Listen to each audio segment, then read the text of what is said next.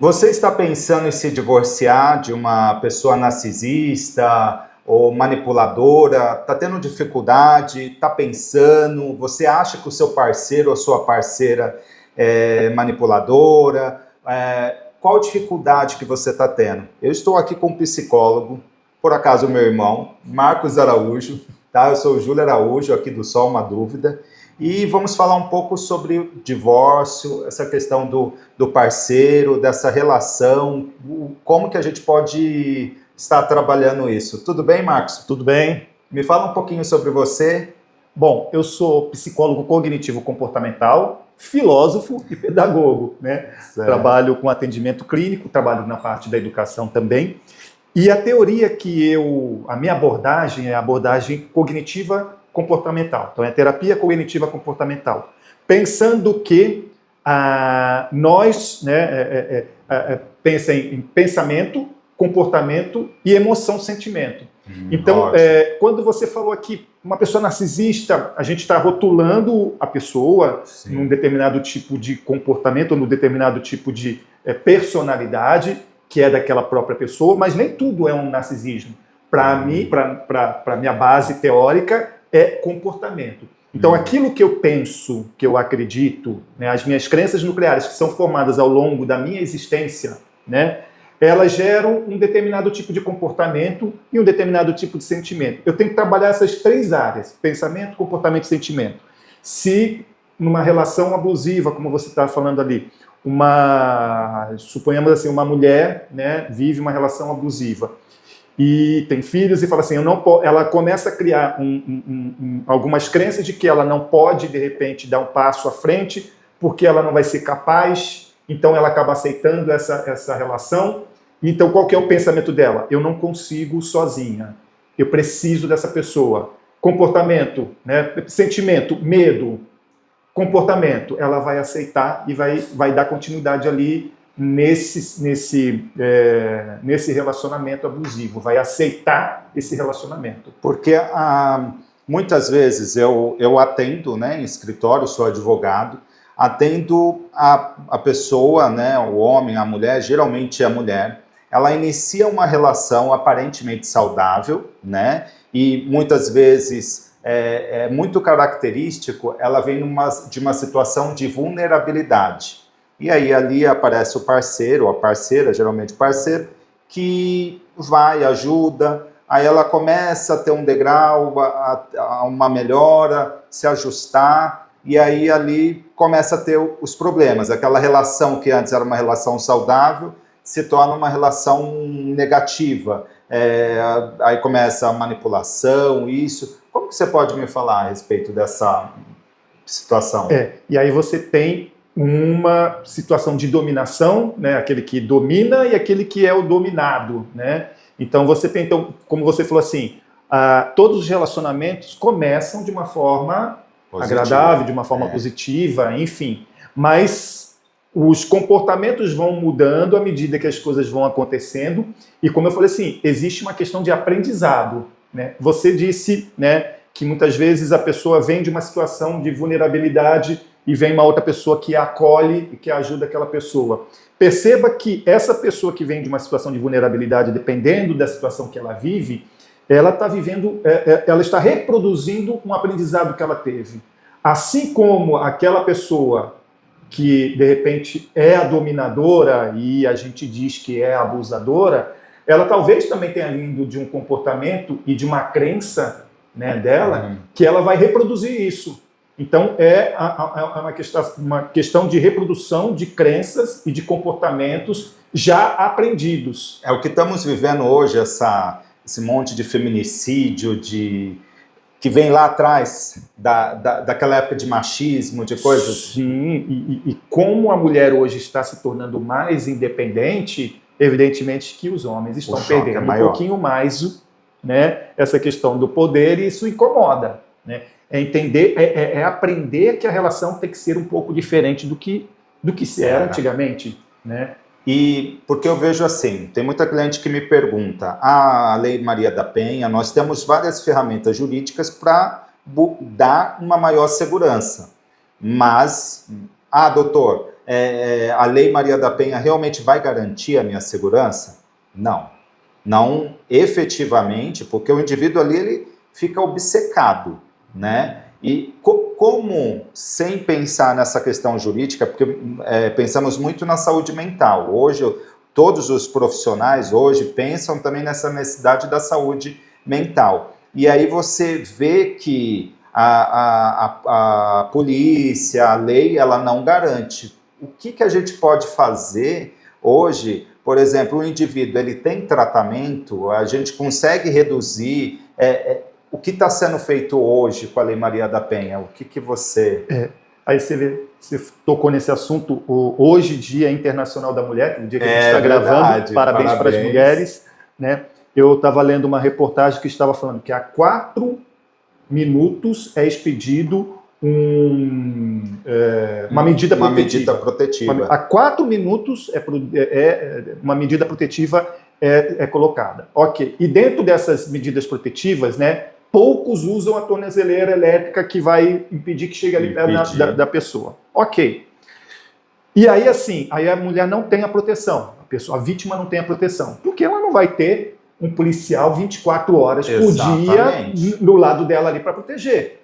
Rede de apoio vai ter, mas em algum momento ela vai ficar vulnerável. Sim. Então, é importante, sim, tem que ter a legislação, tem que ter, é importantíssimo. Mas se eu estou falando de comportamento e de um comportamento aprendido, por exemplo, então a lei funcionou, esse indivíduo se separou dessa mulher, ficou longe, viajou para longe do estado, né, a gente está aqui em São Paulo, foi lá para o sul, sudeste, para o sul, e ok, só que ele vai ter esse mesmo comportamento com uma outra mulher lá.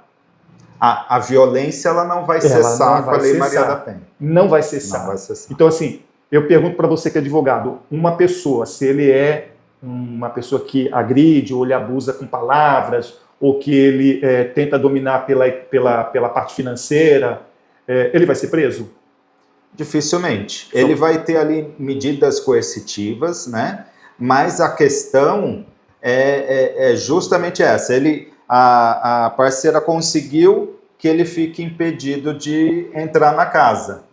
Mas o problema é que ele vai ali e vai matar. Vai cometer o homicídio, que é um dos principais problemas e uma das principais preocupações, porque a mulher hoje está morrendo. Muitos parceiros acabam, você olha pessoas que têm faculdade de todos os níveis sociais. Não existe branco, preto, não existe classe, etnia, vai lá e mata. Esse é um problema sério. E aí, como que a gente pode começar a trabalhar na raiz do problema da nossa sociedade? Como que a gente pode reduzir isso para gerações futuras? Porque essa vai... E aí é uma questão de problema geracional, de você trabalhando em gerações futuras. E como você falou, vou trabalhar gerações futuras. Então, esse indivíduo, essa pessoa, né, esse parceiro ou parceira, que precisa de um tratamento, porque para ele, esse tipo de comportamento é verdade. Para ele, isso faz parte das crenças dele e a forma dele agir. Eu sempre digo assim, que se você fizer uma análise tanto da pessoa que é vítima como da pessoa que é a agressora, de histórico familiar, muitas vezes esse histórico de ser de agressor e de agredido é algo que se passa de geração a geração. Então, eu penso da seguinte forma, né? Num núcleo familiar, se tem uma pessoa que ela é abusadora, ela precisa fazer um tratamento para que ela mude a sua forma de agir, as suas crenças, a gente chama de crenças nucleares, que a pessoa tem, que muitas vezes não é um problema dele ser narcisista, porque ele nasceu com uma personalidade narcisista. E aí é o risco do diagnóstico, né? De rotular, né? De rotular e você diagnosticar. Você olha lá na rede social, está uma série de informação, você já rotula o seu parceiro, algo que de repente vocês podem até trabalhar, independente de ficar junto ou não. Essa questão, né? Mas fugindo, como que você acha que, sendo obrigatório, acionou a Lei Maria da Penha, identificou esse perfil, a obrigatoriedade de um tratamento, a gente conseguiria diminuir esses? Eu acredito que sim. E veja só, não é só trabalhar com essa pessoa que ela é agressora, mas também trabalhar naquele núcleo familiar. Eu penso assim, eu sou cristão, né? Sim, também. Evidentemente que Cristo ele não falou contra o divórcio, né? Você é advogado, você tem que atuar, Sim. é profissão de muita gente. Mas também ensinou que a família é algo importante e que a dignidade da pessoa é importante. Então, eu vou estar vivendo numa família que não há dignidade e que há violência e que há agressividade, então tem que ser pensado sobre isso. E principalmente, se você tem filhos, né? Então, quando você fala assim, como que a gente pode romper com tudo isso? Se isso é um aprendizado, porque como assim? Muitas vezes a pessoa fala assim, ele é ciumento porque ele me ama, como se o ciúmes fosse uma prova de amor. Ele me bate porque me ama, porque como se a agressão fosse uma forma da pessoa expressar o amor. Não é uma forma de expressar o amor. A pessoa não aprendeu o que é amor. Então, essa psicoeducação, para esse indivíduo que é agressor, ela é importante para que ele entenda o que é viver um relacionamento. Cada vez mais a gente está desaprendendo a como se relacionar um com o outro. Mas também é importante para aquela família, que se você tem um filho ou uma filha... Você vai replicar. Ele vai replicar. Qual é o aprendizado que ele tem? Por mais, se você em casa, você que está ouvindo esse vídeo, se você vivenciou numa família que infelizmente foi uma família abusiva, né? Um pai, uma mãe, enfim. Nós levamos muita chinelada. Não, mas era diferente, né? A gente aprontava. Mas assim, que tem essa relação abusiva, por mais que o filho ou a filha fale assim, eu não quero fazer aquilo que meu pai ou minha mãe fazia, o que eu vou fazer de diferente? Eu não sei. Qual foi o aprendizado que aquela casa, que aquela família proporcionou? Então, muitas vezes tem que se pensar muito bem, assim, eu vou aceitar uma relação abusiva em que eu vou assim, eu aguento tudo por causa dos meus filhos. Só que seus filhos vão estar aprendendo a reproduzir muitas vezes, de repente, uma menina ser uma vítima e um menino ser um futuro agressor. Você vai estar condenando eles ao seu mesmo futuro. Exatamente. Muitas vezes. Né? E esse que é o agressor, que a gente vê muitas vezes como monstro, ele pode ter sido também, no passado, uma vítima, e você trabalhar para que ele, mesmo que ele não continue mais nessa família, mas que ele não continue mais reproduzindo esse comportamento. E até porque se ambos, né? Porque é muito difícil, muitas vezes, o agressor assumir aquele papel. Mas se ambos assumirem, tratarem isso daí, vai estar impedindo, né, que outras pessoas sofram e que o próprio agressor tenha a oportunidade de ter uma relação saudável, né? Eu penso assim, que a lei, além dessa questão do afastamento, dessa questão medida protetiva para a mulher, para os filhos, né, para as pessoas que são vítimas ali, né, um trabalho de psicoeducação, tentar identificar nessa pessoa que é agressora para que ela possa trilhar um caminho, porque você condenar essa pessoa e ela está solta, ela vai, uma hora ou outra ela vai fazer, se não for com a atual, ela vai escolher uma outra pessoa. E também um trabalho de psicoeducação com essa família, se continuar marido, mulheres, filhos, um trabalho com aquela família ali. Se não, um trabalho até com essas crianças, com esse núcleo familiar que está desestruturado e que quando crescer as crianças, elas são futuras reprodutoras. Não, e aí, isso então, olha que interessante. Talvez seja um dos caminhos, ou o único caminho difícil, mas um dos caminhos que a gente consiga reduzir lá na frente esses números alarmantes, né, de feminicídio. Nós somos pais de meninas e a gente se preocupa, né, com... E o mais importante, a gente apanhava quando era criança, porque a gente aprontava do pai e da mãe, aquela coisa toda lá, né, mas eu não via nem tanto no nosso pai como no nosso padrasto pessoas abusivas. Sim, não, de forma alguma também não. Eu respeito a minha mulher, a gente conversa, a gente tem briga como todo casal tem, mas é um respeito, nunca levantei a mão para minha esposa. Também, nunca. Então, assim, eu tive um bom aprendizado em casa de relação afetiva, né, do nosso pai com a nossa mãe, do nosso padrasto com a nossa mãe. A gente teve um exemplo positivo. E replicamos isso para as nossas famílias. As esposas não estão aqui, mas... exatamente. Respeito, busco mostrar através de exemplo para minha filha o tratamento, eu trato ela com respeito, nunca bati, nunca... E sempre com respeito, e que ela respeite. Exatamente. Também, é o respeito mútuo. E isso replica uma questão até de cidadania. E aí, por exemplo, a minha filha hoje ela tem 19 anos, sua vai fazer 7. Né? Tem uma diferençazinha. A minha filha namora. E eu acredito que ela, pelo exemplo que ela teve em casa, né, eu e minha esposa, penso eu que ela não vai aceitar uma relação que seja abusiva. E conhecendo a personalidade da dona Letícia, eu tenho convicção de que ela não vai, porque não é uma referência. Né? Não é uma referência. E a família é sempre uma referência. Por isso que é importante você trabalhar naquele núcleo. A lei ela é importantíssima. A lei ela tem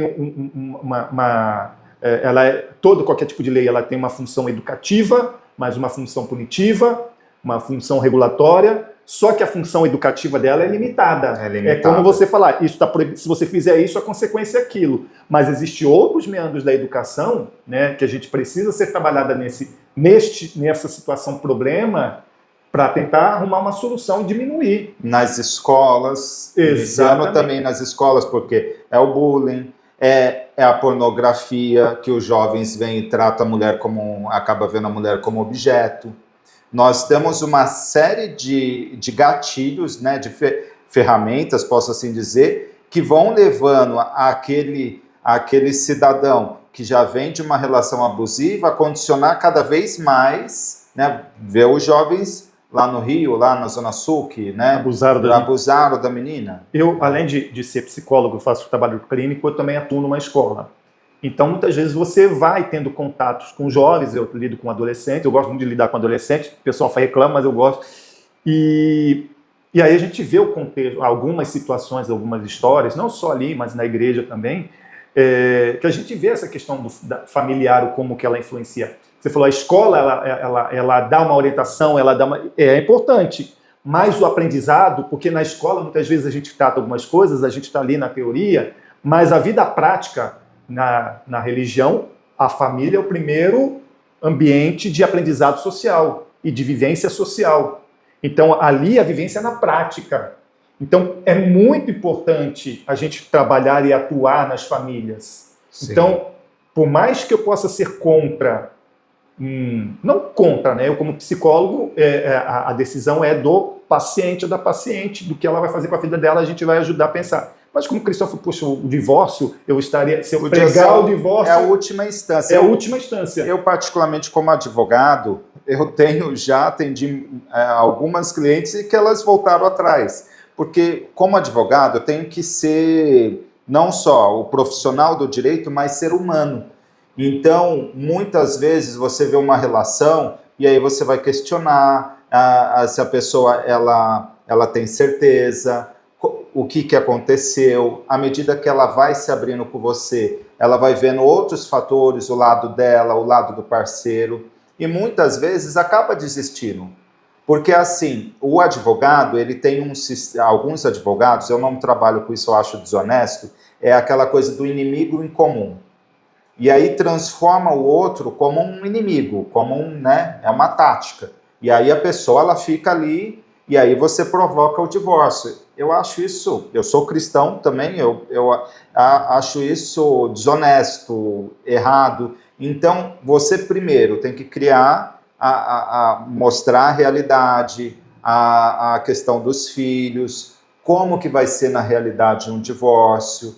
Existe uma maneira de voltar atrás de vocês? Eu tive uma cliente que ela desistiu no meio. Eu falei, não, tá ótimo. Você está pensando no seu filho, trabalha essa questão psicológica, e aí depois, se vocês realmente não derem certo, ela tinha 2 crianças, uma de 5 e outra de 9, e aí, infelizmente, o pai parece que estava fazendo uma chantagem, alienação parental possível. Aí eu falei, então tá, vai.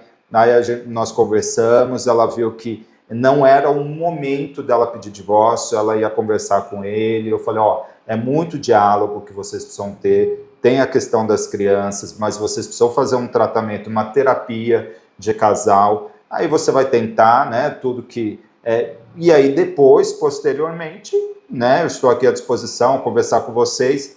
Perdi uma cliente, mas eu fiquei com a minha consciência limpa. Porque é horrível você ver uma família se dividir E o que é pior, com ódio, eu não sei como o colega consegue. Não, Mas, eu tenho. mas aí, assim, a gente, mesmo sendo, nós somos contrários, mas a gente tem que pensar na dignidade Na das dignidade, pessoas, daquela família. exatamente. Porque também, aquele negócio lá, o pessoal sempre cita lá, sejam submissas, e a dignidade dessa pessoa, né? Então, tem que pensar também nessa dignidade tanto da mulher, dos filhos e do próprio, né, do marido, daquelas que são as vítimas, digamos assim, dos parceiros, e do parceiro que de repente não está muito de acordo, que não está agindo conforme deveria agir, o parceiro. E muitas vezes eles não estão desenvolvendo. O outro estacionou, é só aquilo que ele quer viver, ele não quer mais nenhuma melhora, nenhuma evolução, não busca evoluir como pessoa, e o outro já deslanchou. E é óbvio, a gente não tem como falar, você tem que manter. Afinal, a pessoa acaba entrando, ficando como uma âncora ali, exatamente, né? Então, toda essa consciência.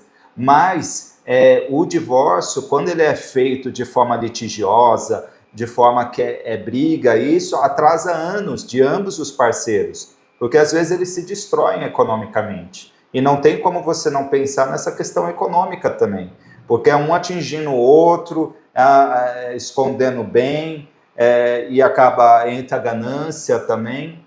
Não aceita perder. Não aceita perder. Que é o que muitas pessoas acabam matando, o feminicídio, porque a pessoa não admite, né? Então, aí o sentimento de posse. De posse, esse egoísmo. Então, assim, isso é uma questão até comportamental do nosso tempo atual. Né? É uma questão cultural do nosso tempo. A gente tem que pensar também, porque nós somos seres formados biopsicossocial. Então, eu tenho a minha questão biológica, as minhas questões genéticas, né, que fazem parte, mas eu também tenho meu aprendizado, meu psicológico e meu aprendizado social. Né? Hoje, infelizmente, nós estamos vivendo a cultura do ódio, a cultura de o outro é meu inimigo, e muitas vezes isso se dá essa cultura dentro da casa. Se o outro está contra, se o outro é divergente de mim, tem alguma diferença, mas ele é meu inimigo. Né? E muitas vezes você leva isso para casa. E, como falei, como cristão, Deus fala amar o seu inimigo, muitas vezes, nós como irmãos, muitas vezes a gente está em posição de divergência. Sim. Então nós não somos inimigos só porque a gente está divergente. Eu tenho que respeitar. E um relacionamento afetivo, ele tem que pensar o seguinte, que são o que une um casal normalmente são algumas coisas que a gente vê como semelhantes. Eu gosto disso, eu também gosto. Eu gosto de tal música. Normalmente a gente mente para a mulher para poder conquistar, né? Você cria aquela máscara social, né? Mas normalmente são as coisas que fazem com que a gente tenha proximidade, que a gente tenha as semelhanças. Como amizade. Eu gosto daquela pessoa porque eu me identifico com ela, porque a gente tem gostos parecidos. Mas o que faz manter um relacionamento é o respeito pelas diferenças que a gente tem dentro do relacionamento. E hoje você vê em várias áreas, homem, mulher, política, esse distanciamento. Exatamente. Né? As redes sociais, você não gosta do que é oposto a você odeia, então são pessoas chamando as outras de lixo, chamando outro ser humano de lixo, e isso vai criando pessoas achando a mulher ou o homem achando superior ao outro. Isso tudo acaba criando uma maior dificuldade, maior facilidade para se divorciar, né? E a gente percebe assim, as redes sociais elas vão inflamando o ódio e o diagnóstico.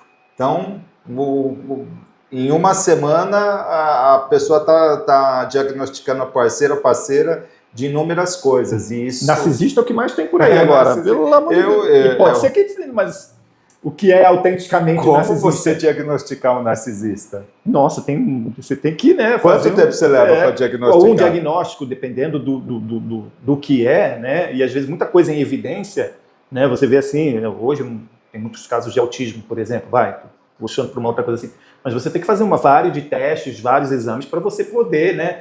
Testes psicológicos aprovados, para que você possa ter o diagnóstico fechado. Não é uma coisa assim, eu olhei para você e falei assim, esse aí é narcisista, esse aí é não sei o quê.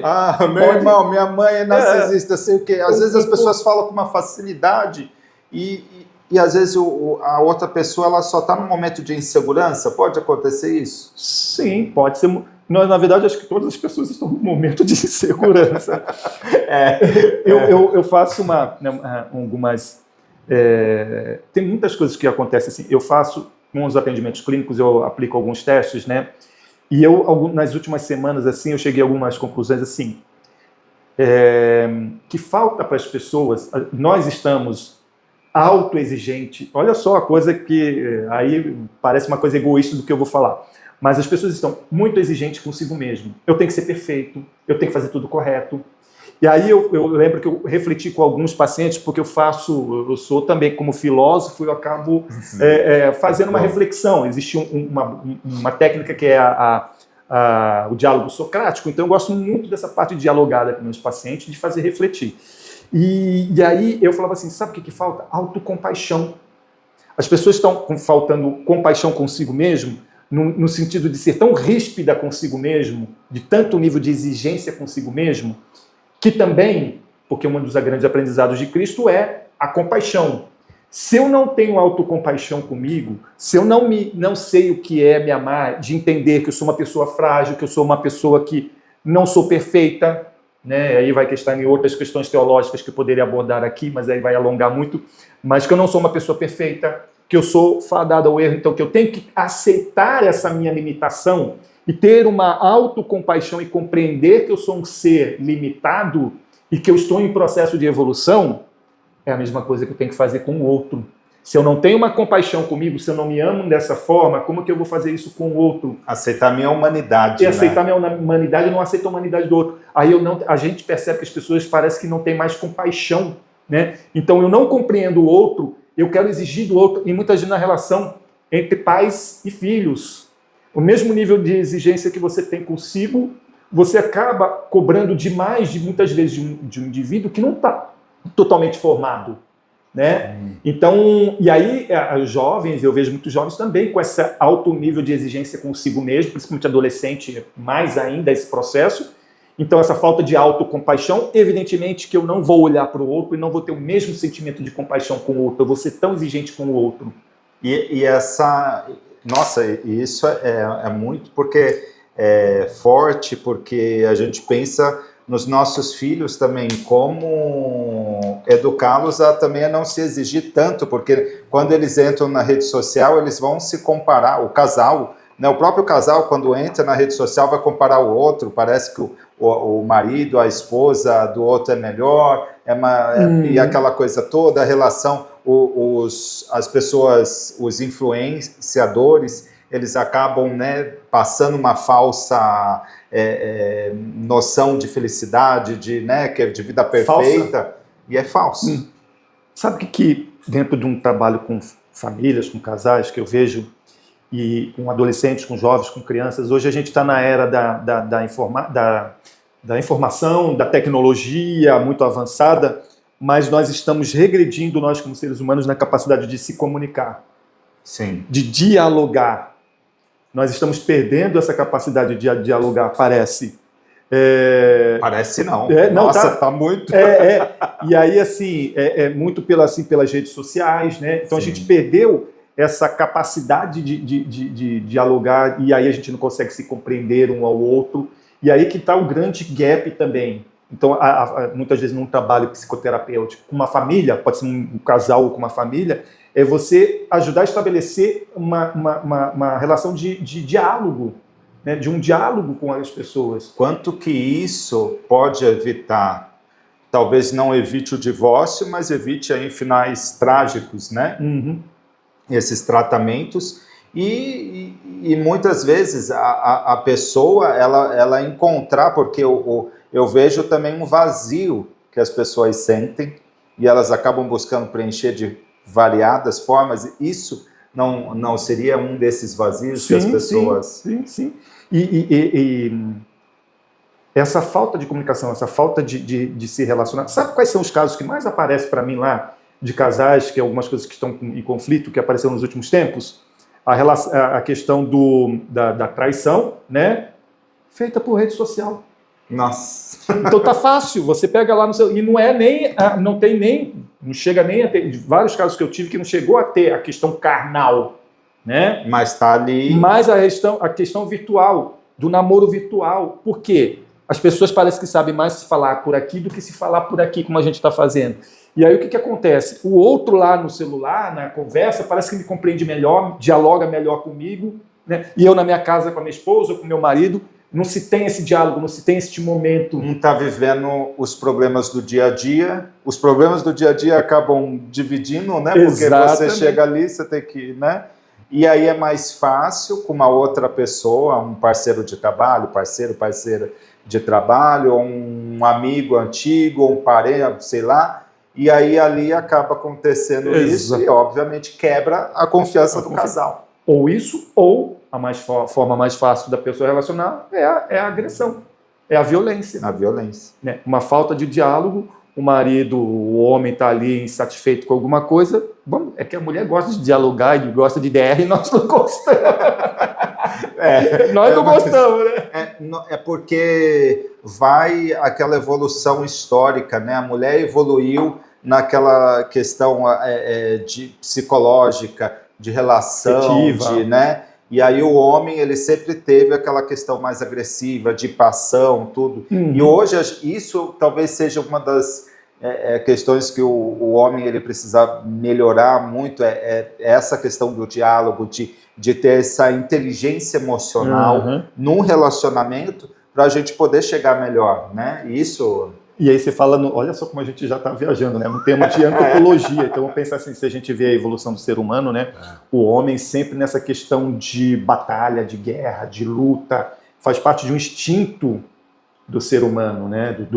Principalmente do homem. De manter a posse. De manter a posse. Então, durante séculos e séculos, né? A questão mais patriarcal, a questão do homem no dominando. E a gente está com a mudança, né? Em que você tem a mulher agora alcançando os seus postos, isso, como você chegou a falar no começo ali, a questão da insegurança, né? Da insegurança do homem. O homem não está preparado para toda essa mudança que a mulher teve. Que é merecedor da mulher também. Sim. Né? E a mulher é capaz de muitas coisas. Os dois juntos conseguem realizar coisas maravilhosas, como ao longo de... Né, nós temos aí a nossa cientista brasileira que descobriu ali da questão, eu esqueci o nome agora, mas uma descoberta importantíssima para a pessoa poder voltar a andar. E você vê assim, essa parceria homem e mulher, ela não pode se perder. E o homem, ele não pode também perder essa questão da luta, até por toda a questão da sociedade, mas ele precisa aprender agora a nova realidade, né? A lutar junto com a mulher.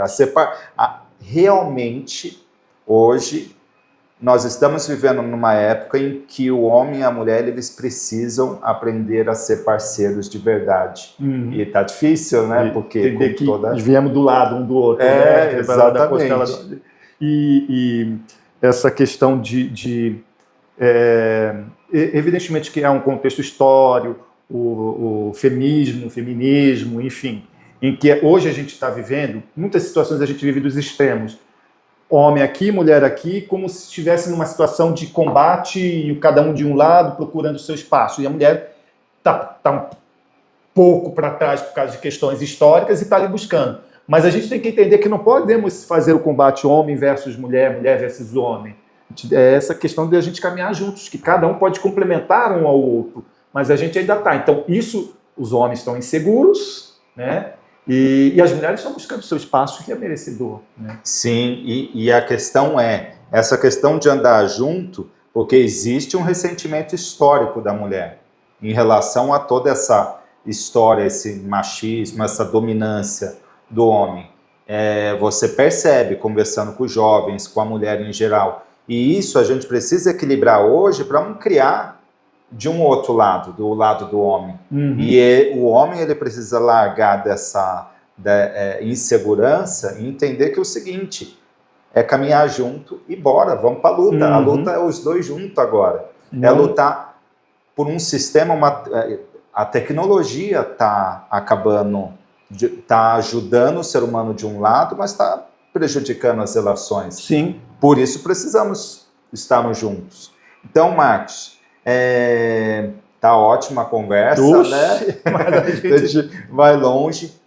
eu gostaria que você passasse uma mensagem geral aí para as pessoas que estão nos assistindo em relação a essa questão do divórcio, do feminicídio. O que você podia passar aí de conclusão para a gente? Porque as pessoas, nós temos a internet que é maravilhosa, ela passa muita informação e é importante, a gente se descobre muito com pesquisa, com profissionais, existem excelentes profissionais, mas também temos muita gente, e eu falo porque eu sou advogado e eu sou nutricionista, e eu vejo em ambas as áreas, principalmente na área da saúde, muita besteira e muita coisa que prejudica até a saúde das pessoas.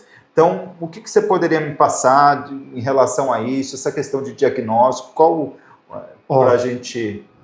Nossa, tanta coisa que a gente poderia falar aqui, né? Mas eu acho que o diálogo primeiro, né? Dentro de uma família, procurar estabelecer o diálogo, entender, né? Principalmente quem está sofrendo, né? E tem filhos, principalmente, que não pode ser ferida a dignidade daquela família, daqueles indivíduos que estão ali. Não posso abrir mão da minha dignidade porque eu estou dominada financeiramente por alguma coisa nesse sentido. Eu acho que a dignidade daquelas pessoas, e pensar o seguinte, que aqueles indivíduos que estão ali, principalmente se tem filhos, que você não quer determinado tipo de vida para eles, né? Para a gente que tem filhos, né? Tem 2, né? Eu quero o melhor para os meus filhos. Então, pensar nisso. Eu não sou... então você está falando para se divorciar? Não é isso. E eu acho que, acima de tudo, eu acho que as pessoas que formulam as leis, pensar em não apenas a gente colocar os rótulos, a pessoa que é agressora, ela é um monstro, né? Mas pensar que essa pessoa também é um ser humano, sim, é um indivíduo que ela precisa também ser cuidada, ser tratada, né? Assim como aquela que tá passando por ali, para a gente quebrar esse ciclo vicioso. Porque senão é praticamente uma prisão, uma sentença perpétua, de que aquele indivíduo ele é abusador e não tem mais o que fazer. E pior é isso.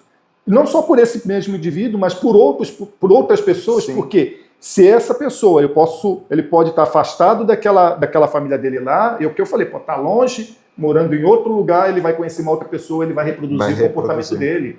Então é pensar assim, eu tenho que cortar isso, cortar o que esse indivíduo, ou ele vai ficar preso pro resto da vida, que não vai poder, se ele não matar, ele não vai, e mesmo que ele mate, ele não vai ficar preso o resto da vida. Ou a mulher mata ele, porque chega uma hora que você como pai entra numa situação ali, você fala, meu amigo, né?